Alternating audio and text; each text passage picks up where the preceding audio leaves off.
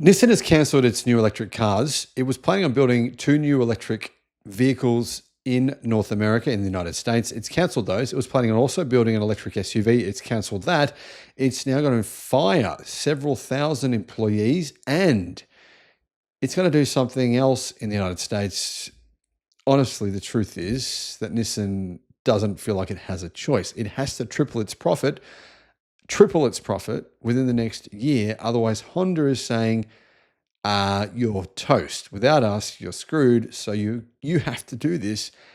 Here are the drastic measures that Nissan are taking in order to try to make as much profit as they possibly can to appease their new overlords, Honda. Hello, my friends. Welcome to the channel. I'm Sam Evans. You're watching the Electric Viking. It's great to have you with us. Now, I'm pointing out that Honda are their overlords because no one else is. No one else has mentioned the fact that this is not a joint venture. This is a takeover. Nissan are comfortable with that because they don't have any choice. But the president of this new company will be from Honda. The majority of the board will be from Honda. So anyhow, Nissan are doing some pretty drastic things in the United States. They are going to slash production at their 2 US factories by 25%, according to a Japanese media report. They also plan on eliminating 2,000 jobs at their assembly plants in Canton, Mississippi, and in Tennessee. So 2 different factories they have. They're going to reduce staff by 2,000. Now, I suspect this will just be the beginning. I'm going to guess that they'll probably reduce by more than that. Any production adjustments for US manufacturing facilities have not been finalized nor announced, said Nissan in response to media reports that came out of Japan. But they're not denying it. They're just saying it hasn't been finalized or announced. In other words, they haven't actually announced just how many people they're going to fire and just how much production they're going to cut. And when I say cutting production, they have no choice. They have way too much excess production capacity in both the United States and China. Now, their excess production capacity is far worse in China. It's insane levels in China. Nissan has the capacity to produce a couple of million vehicles in China, but they are only selling, I believe last year, I think it was about 700,000 or 800,000. So they're going to close down several factories in China. In the US, though, they're going to try and keep both factories open, but fire a lot of staff and reduce production by 25%.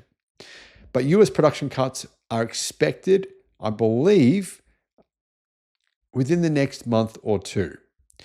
Nissan on November the 7th lowered its outlook for full-year operating income by 70% and announced plans to slash production capacity by 25%, that's worldwide, and cut $2 billion in fixed costs.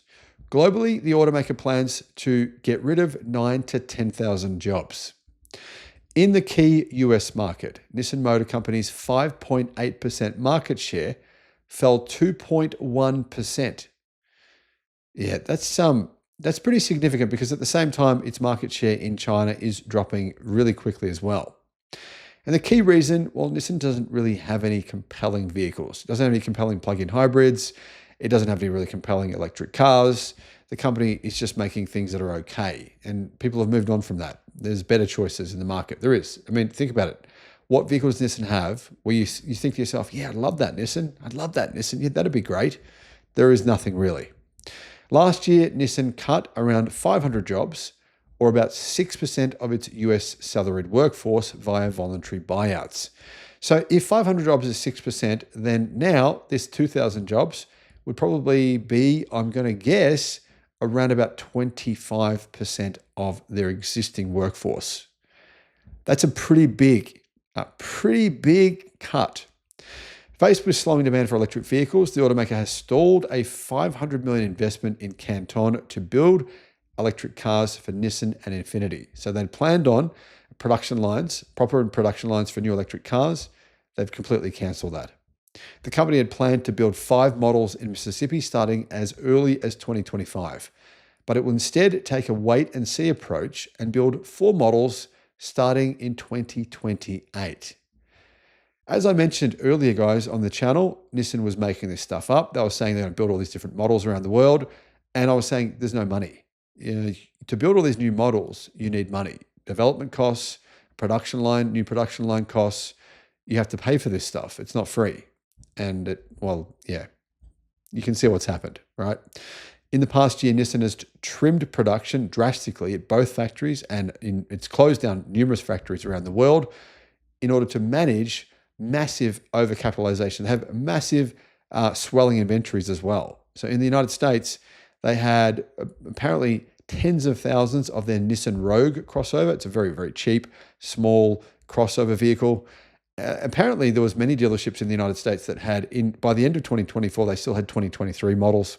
Becoming a big problem for Nissan was all this excess amount of vehicles, and that all the dealerships were saying to Nissan, guys, we don't need them. We're just storing them. What are we going to do with them? What Nissan did is they released all these big discounts, and that did stir sales, just not enough. So that's the position Nissan are finding themselves in today. They don't really have any good new product coming this year. They've cancelled it because it's simply too expensive for a company that has no cash. Now, you might be thinking to yourself, but Nissan has cash. Yeah, they do. But you've got to pay your debts, right? Nissan's debt is rated at junk, and they're the only automaker in the world whose debt is rated at junk, and they have enormous bond payments due. I believe the next one is a $7 billion bond payment, and Nissan's executives have admitted that they don't have the money to pay it. So that's the key reason why Honda have decided, okay, we'll bail you out. Now, remember, Honda were asked, why are you doing this? What's the benefit? And they couldn't come up with a reason. So a lot of insiders believe the reason is the Japanese government have said, you do this. This is what we want you to do in order for us to give you, stay alive money, money to bail you out, billions of dollars in loans, which both of these companies are going to need in this joint venture over the next 5 years in order to, basically exist when the Chinese are coming for them. The Chinese are coming from them. The Chinese make better cars. They're more affordable. They're more efficient. They're newer. They've got better software. I mean, honestly, guys, if you've been to China and you've driven some of their newer cars, and then you go to Japan and you drive some of these Nissans, and even in your own country, drive these Nissans, it's like a horse and cart versus an automobile. The difference is enormous. Now, I realize I'm exaggerating, but honestly, the difference is so stark that I just think this is a situation of Kodak. I mean, it is actually very similar to Kodak. Nissan had the Leaf, right? They're basically the first automaker in the world to sell 500,000 electric cars. It took Tesla many years to actually catch up to them and overtake them. But they let everything go. They never really improved the Nissan Leaf, and it became a bit of a laughing stock. It became a kind of a meme joke of a car. And as a result, Nissan has become a meme joke of an automaker. Unfortunately, sad, but it's true. Thanks for watching.